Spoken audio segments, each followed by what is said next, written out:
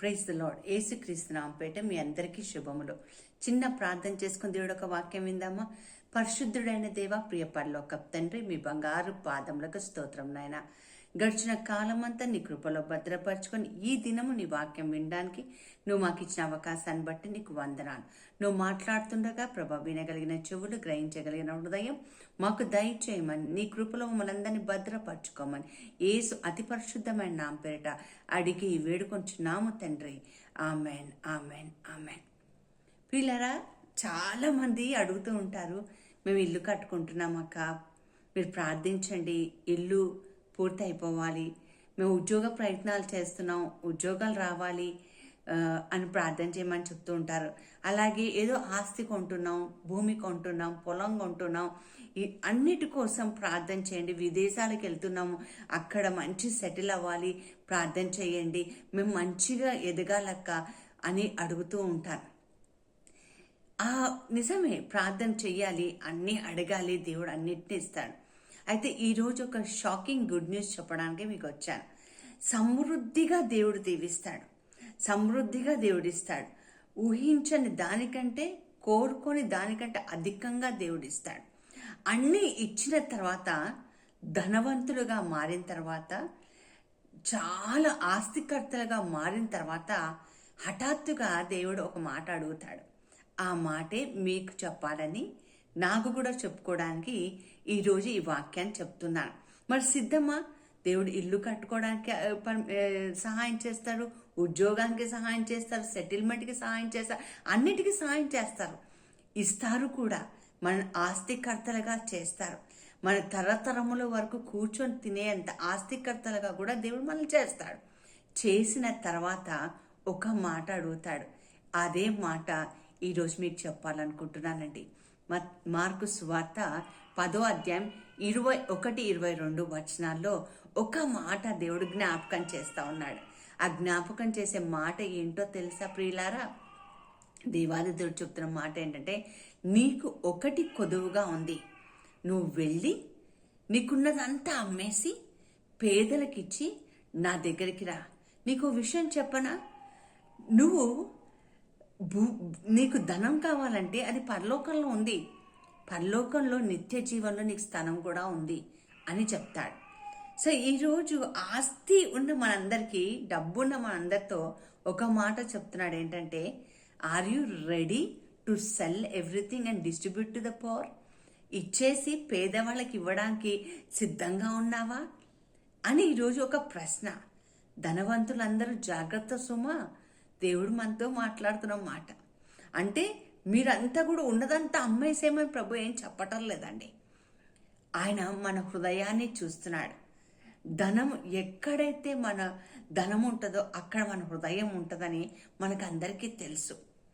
అందుకనే చక్కటి మాట, ఒక మాట మత్తయి సువార్తలో రాస్తాడు. ఏమని రాస్తాడంటే 6వ అధ్యాయం 19వ వచనంలో మీకు చదివి వినిపించాలని ఇష్టపడుతున్నాను. ఏ మాట అంటే, భూమి మీద మీ కొరకు ధనము కూర్చుకొనవద్దు, ఇచ్చట చిమ్మటయు తుప్పును తినివేయును, దొంగలు కన్నం వేసి దొంగలెడ్దరు, పరలోకమందు మీ కొరకు ధనము కూర్చుకొనడు, అచ్చట చిమ్మటైనను తుప్పు అయినను దాన్ని తినివేయదు, దొంగలు కన్నం వేసి దొంగలించరు, నీ ధనము ఎక్కడ ఉండునో అక్కడ నీ హృదయం ఉండును. ఈరోజు ప్రభు అడుగుతున్నాడు. ఆ ధనవంతుని ప్రశ్నించాడు చూడండి, నువ్వు వెళ్ళి అన్ని అమ్మేసి పేదవాళ్ళకి ఇచ్చేసిరా, నీ కొరకు నేను ధనం ఆల్రెడీ రెడీ చేశాను అంటే, తర్వాత వచనాలు చదివితే బైబిల్ ఎంత స్పష్టంగా చెప్తుందంటే, అతను ధనవంతుడు కనుక, ఆస్తికర్త కనుక అతను దుఃఖంతో వెళ్ళిపోయాడు.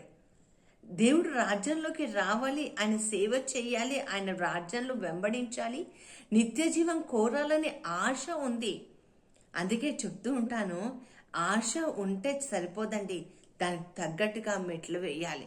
సో ఈరోజు నీ యొక్క ఆశ ఏంటి? నిత్య జీవమా? చిమ్మటి పురుగులు మరి తుప్పు తినేసే ధనము కోసము 24 గంటలు ప్రాకులాడుతున్నావా? లేదా దేవుడు ఇచ్చేయమన్నప్పుడు అది ఇచ్చేసి మరి రావడానికి సిద్ధంగా ఉన్నావా? మీకు ఒక విషయం తెలుసా? ధనవంతులనే దేవుడు పిలుస్తాడండి. అబ్రహాం చాలా ధనవంతుడుగా ఉన్నాడు, అప్పుడే వదిలేసిరా అన్నాడు. సౌలు పౌలుగా మార్చినప్పుడు సౌలు చాలా ధనవంతుడండి. ఆయన చాలా సైన్యాధిపతిగా ఉన్నాడు. వదిలేసిరా అన్నాడు కదండి. చేపలు పట్టేవాళ్ళు దినదినము వాళ్ళు జాబ్ హోల్డర్స్ అండి. నా మటుకు నేను దేవుడిగా సేవలోకి వచ్చినప్పుడు కేంద్ర ప్రభుత్వ ఉద్యోగం చేసేదాన్నండి. వదిలేసి రా అని చెప్పాడు. నాతో పాటు వాక్యం బోధిస్తున్న నా సహోదరులు కొంతమంది ఉన్నారు. మంచి పొజిషన్లో ప్రిన్సిపల్స్గా, టీచర్స్గా, గవర్నమెంట్ ఉద్యోగాలు చేస్తున్న వాళ్ళు ఉన్నారు. వాళ్ళకు కూడా పిలుపు అందుకున్న వెంటనే ఉద్యోగాలు మానేసి దేవుడిగా సేవకు వచ్చారు. వచ్చేటప్పుడు ప్రభా మరి మా సెక్యూరిటీ ఏంటి, మా బ్యాంక్ బ్యాలెన్స్ ఉంచుతావా అని ఏ రోజు అడగలేదండి. అబ్రహాం లేచి వచ్చేసినట్టుగానే ధనవంతులు దేవుడికి రాజ్యంలోకి వెళ్ళాలని దేవుడు ఇష్టపడతాడు. మనల్ని ధనవంతులుగా చేయాలని దేవుడు ఇష్టపడతాడు.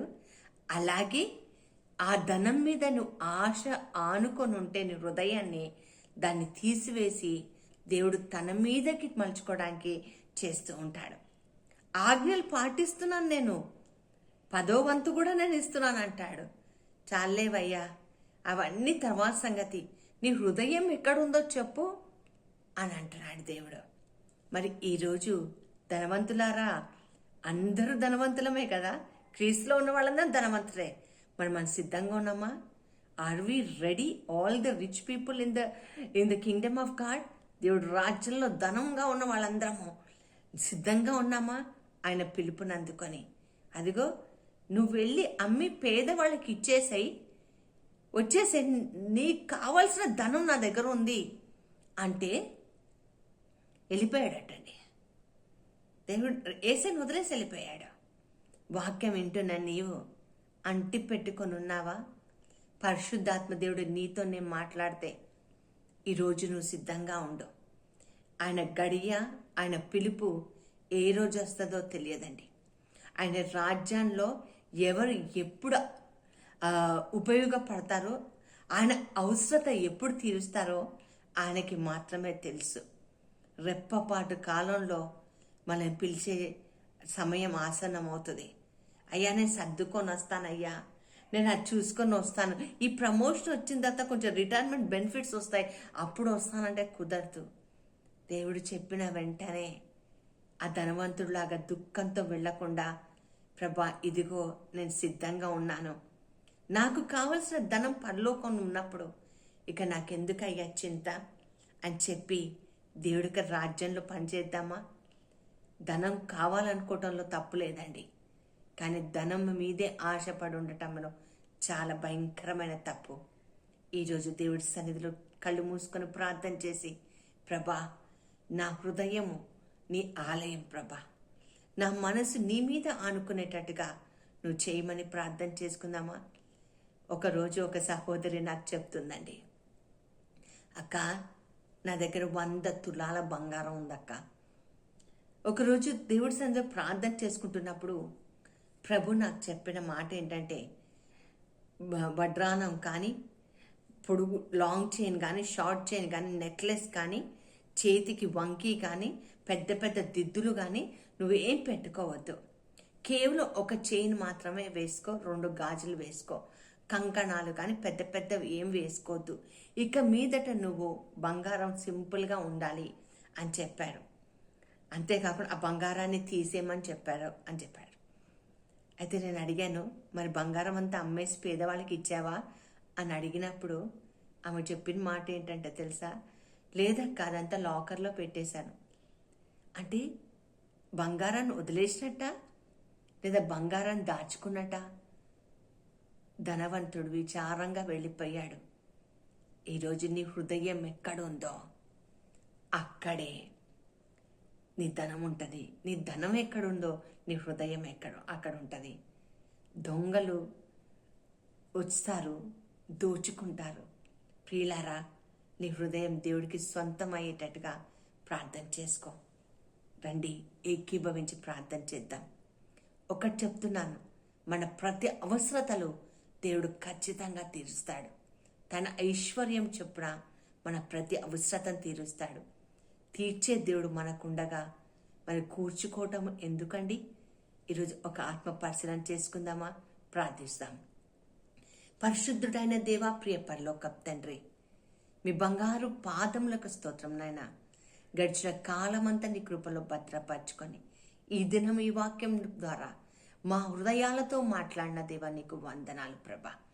అవును ప్రభ, ఏం తిందామా, ఏం తాగుదామా, ఏం ధరిస్తామా, ఏమి సంపాదించుకుందామా, ఏమి కొనుక్కుందామా, ఎక్కడ కూడేసుకుందామా, ఎక్కడ బ్యాంక్ అకౌంట్లలో పెట్టుకుందామా అని ఆలోచిస్తూ తండ్రి ప్రభా, ఒక్కొక్కసారి నీకు సమయం ఇవ్వడానికి కూడా ప్రభ మన హృదయంలో పరిస్థితి కానరాకుండా ప్రభ, ఈరోజు నా ధనం ఎక్కడుందో నా హృదయం అక్కడ ఉంటుంది. కాబట్టి ఈరోజు ప్రభ ఆ ధనవంతుడిలాగా విచారంగా వెళ్లకుండా నువ్వు పిలిచినప్పుడు మాదంటూ ఉన్నదంతా వదిలివేసి నీ సేవలో పనికొచ్చే పాత్రలుగా మమ్మల్ని మార్చమని యేసు నామమున ప్రార్థించి వేడుకొంచున్నాను తండ్రి.